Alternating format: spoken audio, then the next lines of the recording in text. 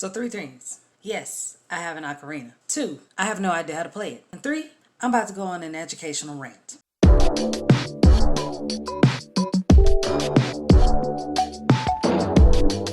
the sunflower.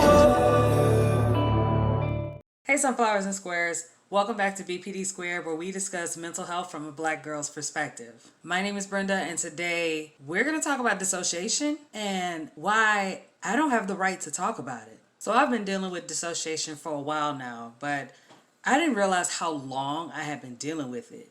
So not only is my husband telling me about the experiences that he's witnessing here in our home, my childhood friend even told me about some stuff that happened back when we were in middle school. But with everything that's been going on, especially surrounding the whole TP incident, I don't feel like I'm actually allowed to go through the moments that I so obviously have. By the way, if you guys are new to this channel, first of all, thank you so much for stopping by to watch the video and welcome. Hopefully you guys enjoy the content. Make sure you subscribe, you like, you ring the bell, you leave a comment, give me your social security, your bank account, and all the other things that are involved. And I hope you just enjoy. But on a more serious note, I am making this video in defense of all the people out there that are suffering with the dissociative issues. What frustrates me about this whole Trisha Paytas incident and what's been going on between her and the entirety of the DID community is the spread of misinformation makes it increasingly difficult for other people to not only be able to come forward and share their experience and tell what's been going on with, all the things that they experience, but it also just makes them feel even more invalid in what they are actually experiencing in their everyday life. Let me just say that the majority of people that responded to these videos, specifically her first video, Meet the Alters, the people that I watched respond, these were people that actively have been diagnosed with DID, deal with DID on a daily basis. These are therapists, these are researchers, things of that nature. None of these people discredited her claim to a mental disorder. Let's put that out there. Nobody discredited her claim to a mental disorder. The issue that everyone had was the misinformation. And because of this video, countless people who have dedicated their time to researching and understanding the disorder and understanding their own daily lives, it was like all of their work was undone with just a click of a video. Okay, we get all that, but what's it got to do with BPD? So glad you asked. So as a person who is actively diagnosed with BPD, I have been experiencing these moments of dissociation to an extreme. Basically to a point where I'm going through the depersonalization, the derealization. I'm not sure who I am, where I am, what's going on, why is it going on, how did I end up on the floor? As it got to where it was starting to actively disrupt my life. So I was like, okay, let me research this and see, is there any correlation between BPD and dissociation? And come to find out, it's not uncommon. Dissociation is actually not that uncommon. It actually happens to everybody. You know those moments where you're like driving in the car and you kind of blank out for a second and you come to and you're like, I don't remember driving this far? Or those times where you're just daydreaming, staring out of a window. Those are examples of normal dissociation. The difference, however, is how extreme the dissociation gets.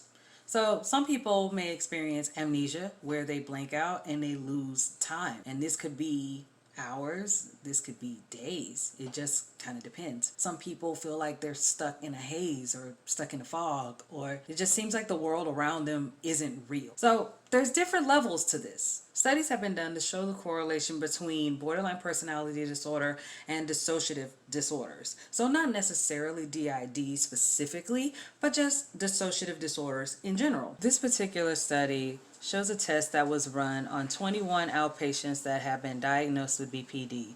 The frequency of DDs in BPD samples were as follows: 24% no DD, 29% mild DD, meaning dissociative amnesia and depersonalization, 24% had OSDD or not otherwise specified dissociative disorder, and 24% had dissociative identity disorder. The overall analysis of the study is that more than 50% of the BPD patients showed at least some kind of sign of a dissociative disorder.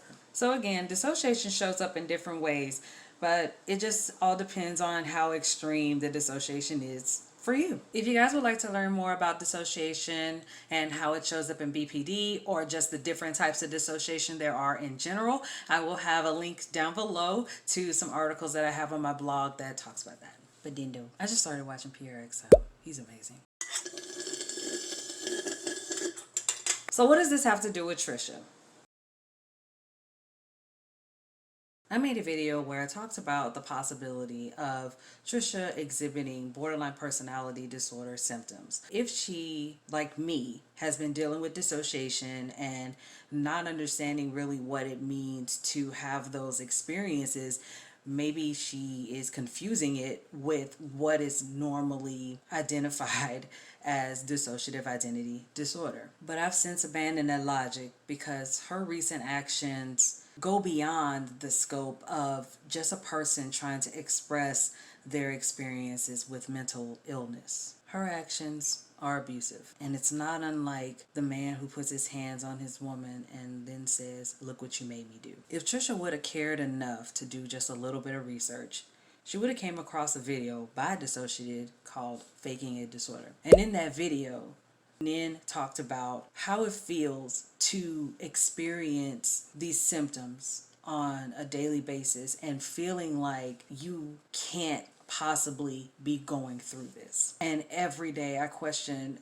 whenever it happens, I'm like, is this real? Did this actually happen to me? Even with the recounts from my family, even with the recounts from my husband, even all the things that have shown up in my life, even when I was at the hospital, people told me, yeah, you dissociated and presented as a different person.